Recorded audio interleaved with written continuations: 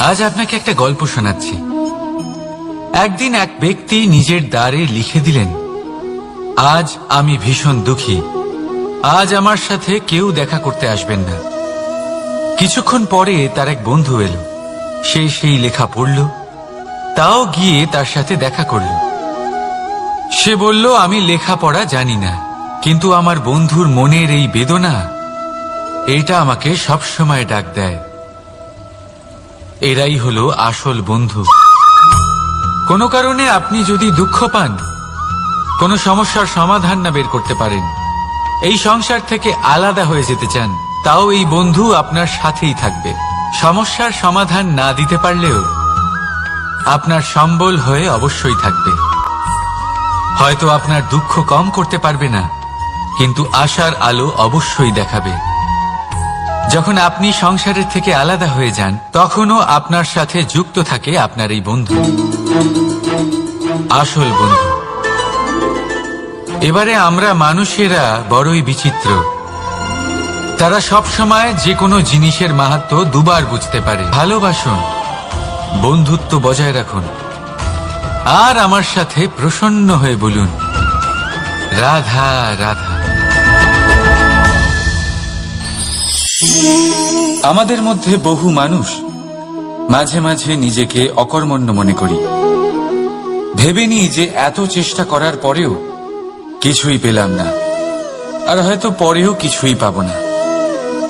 আর সেই জন্য নিজের জীবনের সমস্ত বোঝা অন্য কারোর কাঁধে চাপিয়ে দিই, নিজের ওপরে বিশ্বাস হারিয়ে ফেলি। কেন বুঝতে পারেন না এই কথাটা? যে যতক্ষণ না পায়ে কোনো কাঁটা ফুটবে, ব্যক্তি কি করে বুঝতে পারবে যে এরপর থেকে নিচে তাকিয়ে চলতে হবে? সূর্যকে নিজে জ্বলতে হয় যাতে বাকিদের প্রকাশ দিতে পারে সে। রাতের অন্ধকারের সাথে লড়াই করার জন্য চন্দ্রিমাকে আকাশে একা উজ্জ্বল হতে হয়। নদী নিজের যাত্রা কি করে করে, নিজের পথ কি করে নির্মাণ করে? সে পাথরের সাথে লড়াই করে তা বানায়। যদি স্বয়ং আপনি নিজের সাহায্য করতে অক্ষম হন, তাহলে নিশ্চিতভাবে আপনার এই জীবন ব্যর্থ হয়ে যাবে। তাই মনে রাখবেন, এই সংসারে নিজের জীবনের ভার নিজের কাঁধেই বহন করতে হয়। অন্যের কাঁধের ওপর শুধুমাত্র পরলোক যাত্রা হয়। সেই জন্য এই সংসারে জীবিত সেই যে আত্মনির্ভর।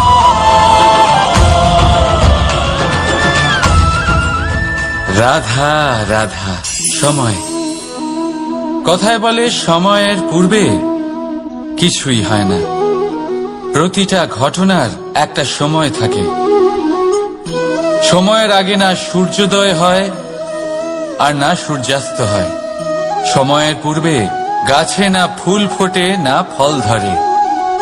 কিন্তু একটা কথা ভেবে দেখুন, যদি বর্ষা আসার আগে কৃষক ভূমিকে না প্রস্তুত করে, বীজ রোপণ না করে, তাহলে কি ফসল ফলবে?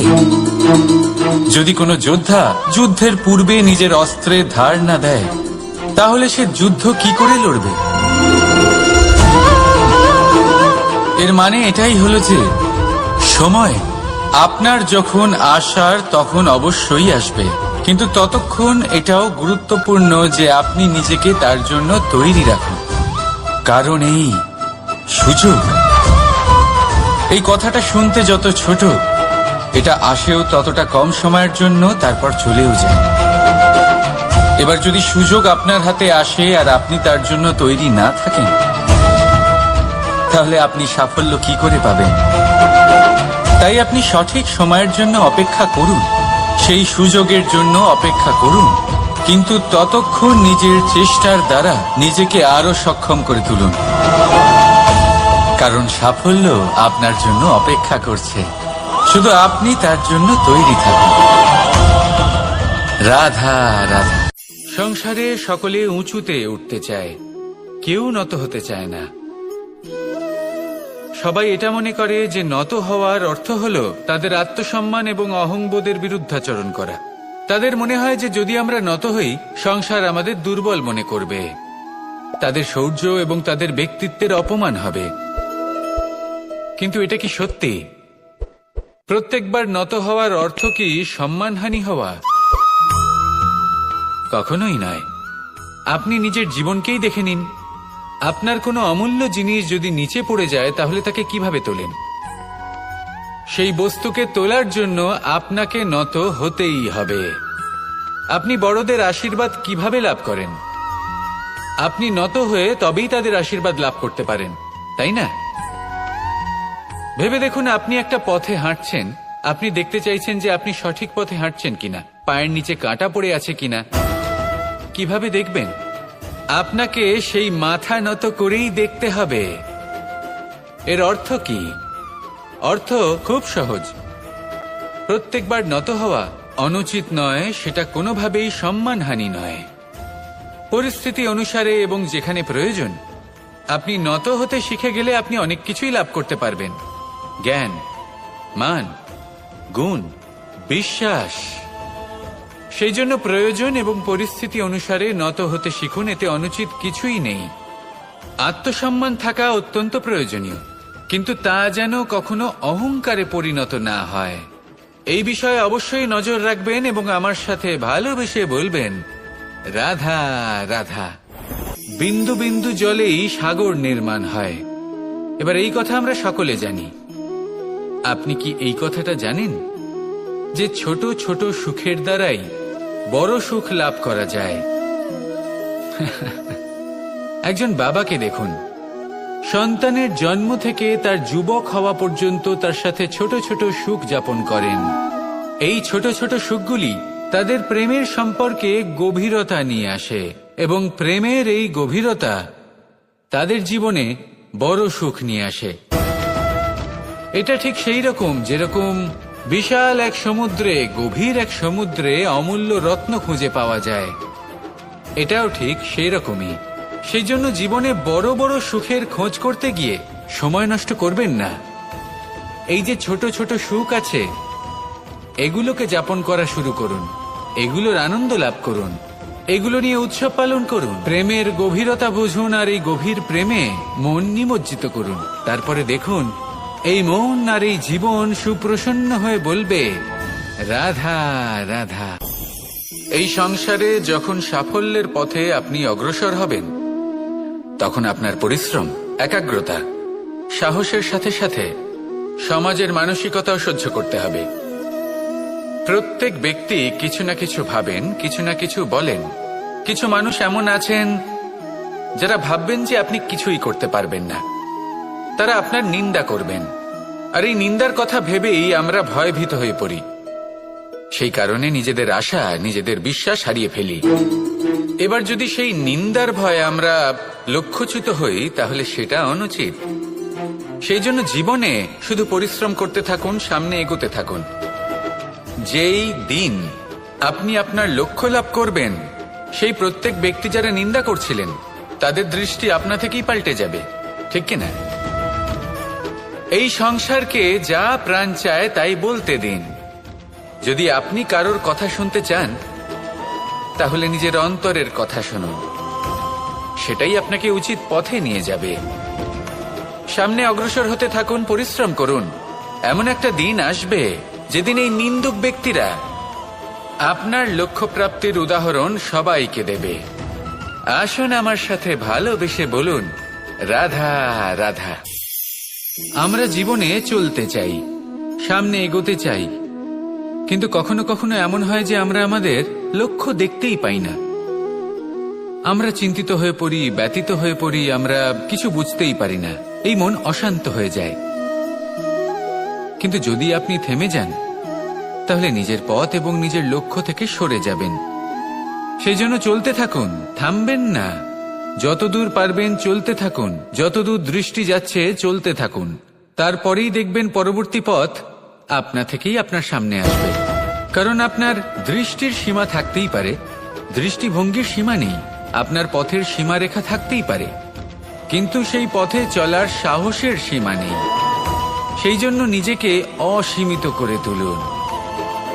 এই সীমারেখা আপনা থেকেই দূর হয়ে যাবে, লক্ষ্য নিজে থেকেই দেখতে পাবেন, আর এই মন সুপ্রসন্ন হয়ে বলবে, রাধা রাধা। মানুষ সবসময় চায় যে তার জীবনে যেন কখনো কোনো সমস্যাই না আসে। সে চায় তার জীবন যেন শুধুমাত্র শান্তি এবং সুখের দ্বারা পূর্ণ থাকে। কিন্তু এই চাহিদা অনুচিত কিছু নয়। আমরা সবাই এটাই চাই যে জীবনে সুখ থাক, শান্তি থাক। কিন্তু এই কথা সবসময় মনে রাখবেন, যে সূর্য উদিত হন সংসারকে প্রকাশমান করেন, দুপুরবেলায় সংসারকে রৌদ্র প্রদান করেন, সন্ধেবেলায় তাকেও অস্ত যেতে হয়। এবার আমাদের জীবন চক্র কিছুটা এরকমই। কোনো কিছুই চিরকাল একরকম থাকে না। কখনো এই নদীকে দেখুন যা বয়ে চলেছে। এই নদী যা বয়ে চলেছে তার পথেও অনেক বিপদ আসে। বড় বড় পাথরের সম্মুখীন হয়ে তাকেও সামনে এগিয়ে যেতে হয়। একটি পুকুর যা চারদিক থেকে ঘেরা, তার জীবনে কিন্তু কোনো সমস্যা নেই। কিন্তু এই সংসারে পুকুরের পুজো করা হয় না, পুজো করা হয় নদীকে। মনে রাখবেন, সমস্যার ঊর্ধ্বে তিনি উঠতে পারেন যিনি সমাধি লাভ করেছেন, যিনি এই সংসারেই নেই। যিনি এই সংসারে আছেন এবং জীবিত আছেন, তার জীবনের সমস্যা হলো শ্বাসবায়ুর মতোই গুরুত্বপূর্ণ। আসুন আমার সাথে ভালোবেসে বলুন, রাধা রাধা। আমরা সবাই জীবনে সুখ লাভ করতে চাই। শুধু জীবনে কেন, জীবনের পরেও আমরা সুখ লাভ করতে চাই। আমরা সকলে স্বর্গের কামনা করি। কিন্তু খুব সহজ একটা কথা, যদি আপনি স্বর্গ লাভ করতে চান তাহলে প্রথমে মৃত্যু লাভ করতে হবে। আপনি যদি প্রাণই না দেন তাহলে আপনি স্বর্গ লাভ কিভাবে করবেন, তাই না? শুধু এই ছোট্ট একটা বিষয় দ্বারা আমরা জীবনে অনেক কিছুই শিখতে পারি। যদি আপনার কোনো লক্ষ্য থাকে, কোনো মনোবাঞ্ছিত স্থান থাকে, কোনো বড় কাজ আপনি করতে চান, তাহলে সেই সবই হবে। কিন্তু শুধুমাত্র কামনা করলে হবে না, আপনাকে কর্ম করতে হবে, নিরন্তর প্রয়াস, পরিশ্রম, পথ খুঁজতে হবে, সামনে অগ্রসর হতে হবে। কখনো অসফল হলে তার কারণ খুঁজতে হবে, বিপদের সম্মুখীন হতে হবে, অন্তর থেকে নিজের শক্তি বাড়িয়ে তুলতে হবে। তবেই আপনি নিজের লক্ষ্য লাভ করতে পারবেন, মনোবাঞ্ছিত স্থান পাবেন। মহান নদী গঙ্গা একটি বিন্দু দ্বারা শুরু হয়, ধীরে ধীরে অগ্রসর হয়। কোনো পাথরে ধাক্কা খেলেও সে থামে না, বরং এগোতেই থাকে। তারপরেই সে মহান নদী গঙ্গা হয়ে উঠতে পারে। পরিশ্রম করুন, লক্ষ্য লাভ করুন, আর আমার সাথে ভালোবেসে বলুন, রাধা রাধা। এই সংসারে জয়লাভ করার জন্য, সাফল্য লাভের জন্য শক্তি, ধৈর্য, সাহস, মিত্রদের সঙ্গ, এই সব ছাড়া আর কি আছে যা অত্যন্ত প্রয়োজনীয়? বিশ্বাস। সত্যি কথা বলতে এই বিশ্বাস অত্যন্ত অমূল্য। কিন্তু এটা দুদিক খোলা তলোয়ারের মতো। এটা আপনাকে বলশালীও করে তুলতে পারে, শক্তিশালীও করে তুলতে পারে, আবার দুর্বলও করে তুলতে পারে। কিভাবে? যদি আপনি শুধুমাত্র অন্যের উপরে বিশ্বাস করেন যে ওনারা সবাই আমাকে সামলে নেবেন, আপনার বিশ্বাস শুধুমাত্র অন্যের ওপর, আর সেই বিশ্বাসের ভিত্তিতে আপনি কর্ম করেন, তাহলে আপনি দুর্বলই হয়ে উঠবেন। কিন্তু এই বিশ্বাস যদি আপনি নিজের উপর রাখেন যে যাই হয়ে যাক না কেন, আমি নিজেকে ঠিক সামলে নেব, আমি আমার পথ বানিয়ে নেব, সব বিপদের সম্মুখীন আমি নিজে হব এবং জীবনে সামনে এগোতে থাকব, তাহলে এই বিশ্বাস আপনাকে বলশালী করবে। এবার সিদ্ধান্ত আপনার যে আপনি কি চান। এই বিশ্বাস আপনাকে বলশালী করবে নাকি দুর্বল? ভেবে দেখুন, আর আমার সাথে ভালোবেসে বলুন, রাধা রাধা।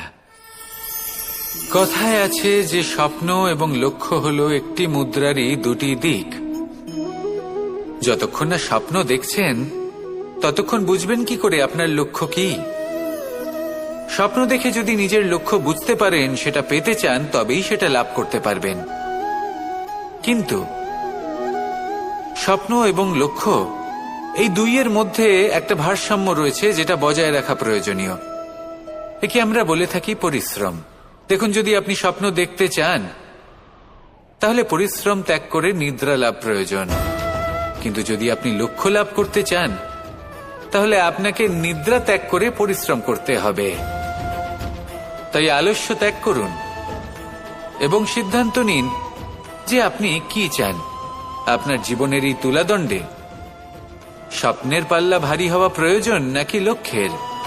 আমার মতে এই দুইয়ের মধ্যে যদি ভারসাম্য বজায় রাখেন তবে পথ নিজে থেকেই সামনে আসবে। শুধু সেই পথে অগ্রসর হতে থাকুন এবং আমার সাথে ভালোবেসে বলুন, রাধা রাধা। বস্ত্র আমাদের সকলের প্রিয়, এটা আমাদের জীবনযাপনের জন্য প্রয়োজনীয়। আমরা সবসময় চেষ্টা করি সেই বস্ত্র পরতে যা পরলে আমাদের দেখতে ভালো লাগে। কিন্তু কখনো এই কথা ভেবে দেখেছেন যে কিছু বস্ত্র যদি স্বচ্ছ হয় তাহলে তা পুরনো হলেও দেখতে ভালো লাগে? ঠিক তেমনি যেমন কোনো খাবার যদি মশলাদার না হয়, অত্যন্ত সুস্বাদু নাও হয়, কিন্তু যদি তা গরম হয়, টাটকা হয়, তাহলে খেতে ভালোই লাগে। ঠিক সেইভাবেই যদি কোনো ব্যক্তি সুন্দর নাও হয় কিন্তু তার কথা খুবই মধুর হয়, তাহলে সেই ব্যক্তি সকলের প্রিয় হয়। কোনো ব্যক্তি যদি ধনবান নাও হন কিন্তু তিনি যদি গুণী হন, তাহলে এই সংসারে সম্মান লাভ করেন। সেই জন্য কখনো এই বিষয়ে দুঃখ পাবেন না যে আপনার কাছে ভৌতিক স্বাচ্ছন্দ্য নেই। আপনার কাছে সব থেকে বড় বস্তু, সব থেকে মূল্যবান বস্তু যেটা আছে সেটা হলো আপনার আত্মা, আপনার মন, আপনার বিচারধারা, আপনার গুণ, আপনার কথা। এগুলো সবসময় শুভ রাখুন এবং সবসময় নিজের সাথে রাখুন। এই জীবন সফল হবে এবং প্রেমময় হয়ে বলে উঠবে, রাধা রাধা। ছোটবেলা থেকেই আমি গরু চড়িয়ে অভ্যস্ত, সেই জন্য সকলে আমাকে গোপাল নামে ডাকত। কিন্তু গোপাল হয়ে আমি একটা অমূল্য শিক্ষা লাভ করেছি। আমি দেখেছি যে গৌশালাতে অনেক বাছুরের মধ্যে একটি গাই তার নিজের বাছুরকে অবশ্যই চিনে ফেলে। যেখানে সমস্ত বাছুর একই রকম দেখতে এবং প্রত্যেকের স্বরও সমান, তারপরেও সকল বাছুরের মধ্যে নিজের বাছুরকে ঠিক চিনতে পেরে যায় এবং তার সাথেই থাকে। ঠিক এইরকমই কিছুটা হয় আমাদের কর্ম এবং তার কর্মফল। আপনি সবার মাঝে থেকেও কোনো কর্ম যদি করেন, সেই কর্মফল সবার মধ্যে আপনাকে চিনে ফেলবে এবং আপনার সাথেই থাকবে। তাই যখনই কর্ম করবেন ভেবে চিন্তে করবেন। কোনো কর্ম করার আগে একবার ভেবে দেখুন, তাহলে জীবনে বারংবার অনুতপ্ত হতে হবে না।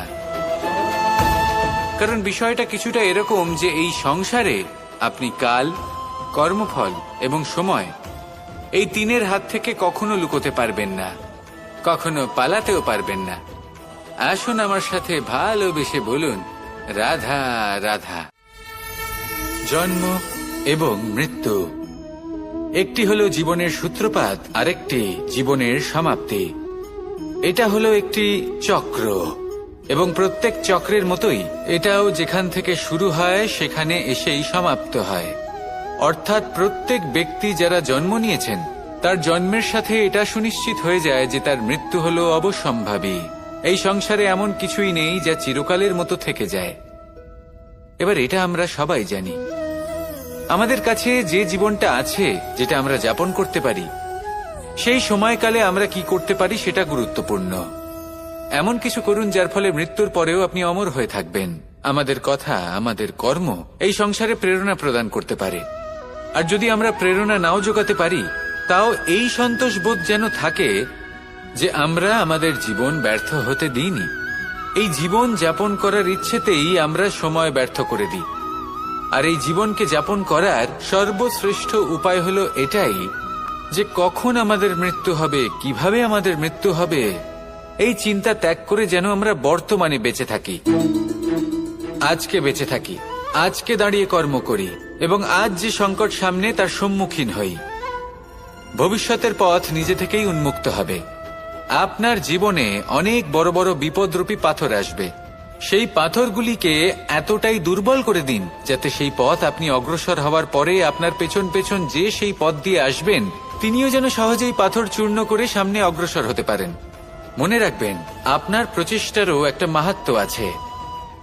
যদি আপনি কোনো কেল্লার শিখরে পতাকা উত্তোলন নাও করতে পারেন, তাহলেও আপনার প্রচেষ্টার যে মাহাত্ম্য তা কখনো কমে যাবে না। সেই জন্য প্রচেষ্টা করতে থাকুন আর আমার সাথে ভালোবেসে বলুন, রাধা রাধা। মানুষের একটি সমস্যা আছে যে মানুষ সাফল্যকে মাপতে থাকেন, লক্ষ্যপ্রাপ্তিকে মাপতে থাকেন এবং তার তুলনা করতে থাকেন যে ও এত কিছু পেল আর আমি পেলাম না, ওর কাছে এত কিছু আছে কিন্তু আমার কাছে নেই। এই তুলনা করার জন্য ওনারা দুঃখী হয়ে পড়েন, নিরাশ হয়ে পড়েন। তাই আমি একটা প্রশ্ন করছি যে এটা কি উচিত? এই সংসারে আপনি কি নিয়ে তুলনা করবেন, যেখানে সূর্যদেব চন্দ্রমা দুজনেই আছেন, দুজনেই হলেন বিশেষ, দুজনেই নিজ নিজ সময়ে উদিত হন। এদের মধ্যে একজন না থাকলে তাহলে আমাদের জীবন কঠিন হয়ে পড়বে। ঠিক সেইভাবেই আপনি যদি একটা বড় রেখা অঙ্কন করেন, তাহলে অন্য রেখাটি ছোট হয়ে পড়ে না, সে তেমনই থাকে যেমনটা সে ছিল। আপনার অস্তিত্ব কখনো ছোট বা বড় হতে পারে না, শুধু তুলনা করার জন্য আপনার এটা মনে হতে পারে। যদি আপনি যুদ্ধ করতে চান, আপনার তলোয়ারের প্রয়োজন পড়বে। যদি বস্ত্র তৈরি করতে চান, এত বড় তলোয়ার দিয়ে কিছুই হবে না, তখন প্রয়োজন পড়বে একটা ছোট্ট সূচের। তাই তুলনা করবেন না, না নিজেকে ছোট মনে করবেন, না অন্য কাউকে। সবার সাথে সহযোগিতা করুন, আর যদি তুলনা করতেই হয় নিজের সাথে করুন, যে কাল আমি কেমন ব্যক্তি ছিলাম, আজ কি তার থেকে শ্রেষ্ঠ হয়ে উঠতে পেরেছি। ভেবে দেখুন ভবিষ্যতে গিয়ে আপনি কতটা শ্রেষ্ঠ ব্যক্তি হতে পারেন। আসুন আমার সাথে ভালোবেসে বলুন, রাধা রাধা। মানুষ বলে থাকেন যে জীবনে সময়ের পূর্বে এবং ভাগ্যের থেকে বেশি কিছুই পাওয়া যায় না। এটা যার যার নিজের বক্তব্য। আমি বলবো এই সময় আসলে কি?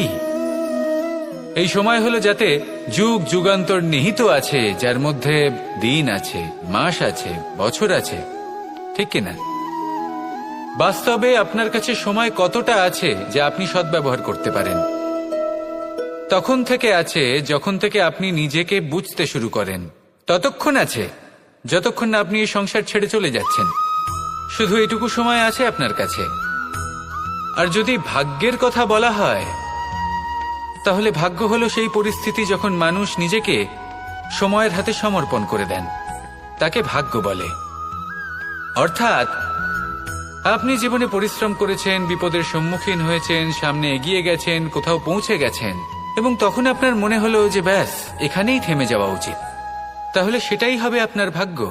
যদি ভাগ্যের কথা বলা হয়, তাহলে বলবো সত্যবানের ভাগ্যে মৃত্যু লেখা ছিল, কিন্তু সাবিত্রীর কর্ম তাকে পুনর্জীবিত করে তুলেছিল। অর্থাৎ এই ভাগ্য বদল করা সম্ভব কর্ম এবং পরিশ্রমের দ্বারা। ভেবে দেখুন, রাবণ মাতা সীতাকে হরণ করেছিল। যদি শ্রীরাম সেটাকে ভাগ্য বলে মেনে নিতেন, তাহলে কখনো ভাগ্য বিধাতা হয়ে উঠতে পারতেন না। ভাগ্য হলো একটা বাঁধন যেটাকে ভেঙে ফেলা খুব প্রয়োজনীয়। নিজের লক্ষ্যের কাছে পৌঁছতে হবে। হতেই পারে এই লক্ষ্য হলো পরমাত্মার কাছে পৌঁছে যাওয়া। আপনি যদি পরমাত্মার কাছে পৌঁছতে নাও পারেন, তাও সেই পথে কিছুটা অগ্রসর হতে পারছেন, তাই না?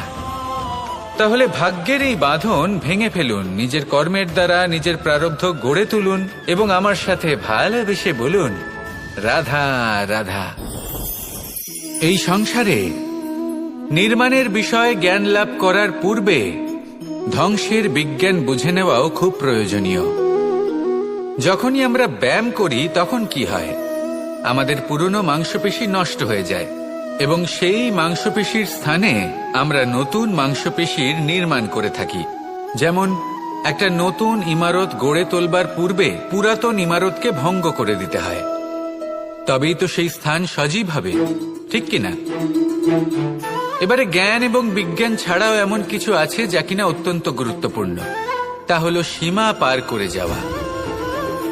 এই যে সীমা, এই যে নিয়ম, তা মানুষের জন্যই বানানো, তাকে নিয়ন্ত্রণ করার জন্য তৈরি করা হয়েছে।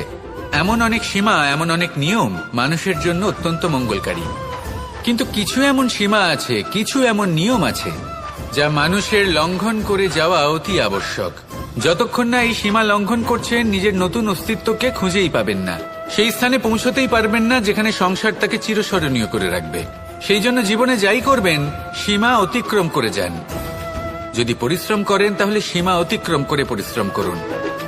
যদি লক্ষ্যের দিকে অগ্রসর হন তাহলে সীমা অতিক্রম করে অগ্রসর হন। কোনো সীমারেখা যাতে না থাকে সেই সর্বোচ্চ স্থান দেখুন এবং অগ্রসর হন।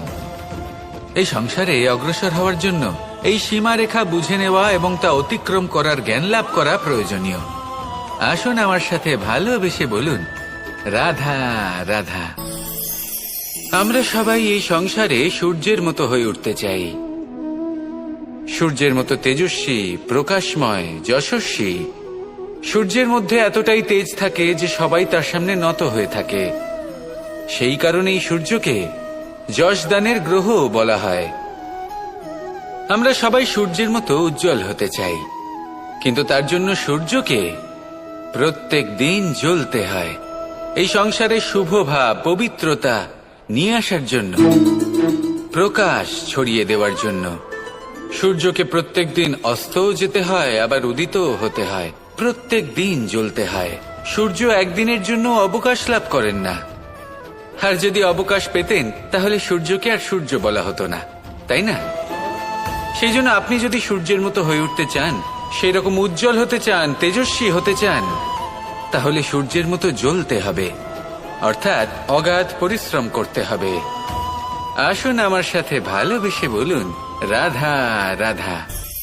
যদি আমি স্থির করি, যদি নিশ্চিত করি একটা মূর্তি গড়ে তুলব, আর কিছুক্ষণ সেই কাজটা করে আবার কিছুক্ষণ পরে বন্ধ করে দিই, আবার কিছুক্ষণের জন্য কাজটা করে আবার সেই কাজ বন্ধ করে দিই, আবার কিছুক্ষণের জন্য কাজটা করে বলি ক্লান্ত লাগছে, কিছুক্ষণের জন্য বিশ্রাম নিয়ে নিই, যদি এইভাবে আমি কাজটা করি তাহলে কি এই কাজ উচিত সময় এবং উচিতভাবে সম্পন্ন হবে?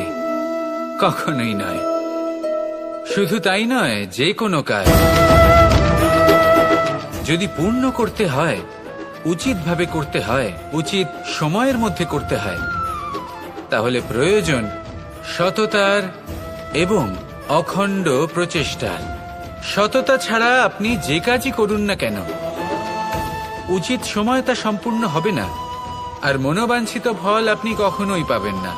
তাই যে কাজই আরম্ভ করুন না কেন সততার সাথে এবং অখণ্ড প্রচেষ্টার সাথে করুন, তখনই কর্ম এবং তখনই এই জীবন সফল হবে এবং এই মন প্রসন্ন হয়ে বলবে, রাধা রাধা। জ্ঞান এবং অহংকার, এই দুইয়ের মধ্যে সম্পর্ক কোথায়? সম্পর্ক ঠিক সেরকম যেরকম হাত এবং কাকনের, যেমন চোখ এবং দৃষ্টির সম্পর্ক। এবার আপনি বলবেন, এ আমি কি বলছি? জ্ঞান এবং অহংকারের এমন সম্পর্ক কি করে হতে পারে? দেখুন, যে ব্যক্তি জ্ঞানী, যার কাছে জ্ঞান রয়েছে এবং তিনি জানেন যে তার কাছে জ্ঞান রয়েছে, তার মধ্যে নিজে থেকেই অহংবোধ জাগ্রত হয়। খুব কম সংখ্যক এমন জ্ঞানী ব্যক্তি আছেন যারা নিজেদের অহংকারের বিষয়ে আঁচ করতে পারেন। প্রকৃত জ্ঞানী হলেন তিনি, যিনি নিজের জ্ঞানের সদ্ব্যবহার করে অহংকারকে দূর করেন। উচিত সময়ে বুঝে যান, নিজের অন্তর যাচাই করে এই বিষয়টা দেখেন যে তার অন্তরে অহংবোধ জাগ্রত হচ্ছে এবং নিজেকে সেখানেই থামিয়ে দেন, যাতে অহংকারের পথে তিনি অগ্রসর না হয়ে যান। এই অহংকার কখন উচিত, কখন অনুচিত, কখন প্রয়োগ করা উচিত, উচিত নয়, কখন বাধা দেওয়া উচিত, এটা শেখা অত্যন্ত প্রয়োজনীয়। আর যদি এটা আপনি শিখতে পারেন তাহলে আপনি একজন জ্ঞানীও হয়ে উঠবেন এবং সুখীও থাকবেন। তাই মনে রাখবেন, এই জ্ঞান নিয়ে কখনোই অহংকার করবেন না, বরং সবসময় নিজের অহংবোধের বিষয়ে প্রকৃত ধারণা রাখবেন। আসুন আমার সাথে ভালোবেসে বলুন, রাধা রাধা। এই সংসারে সব থেকে বেশি কঠোর এবং বলশালী ধাতু হল লৌহ, অর্থাৎ লোহা।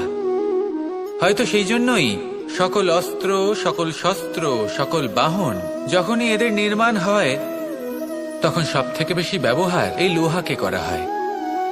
এবার এই লোহার একটা বিশেষ গুণ রয়েছে, সেটা এটাই যে লোহাকে আপনি অন্য কোনো ধাতু দিয়ে কাটতে পারবেন না।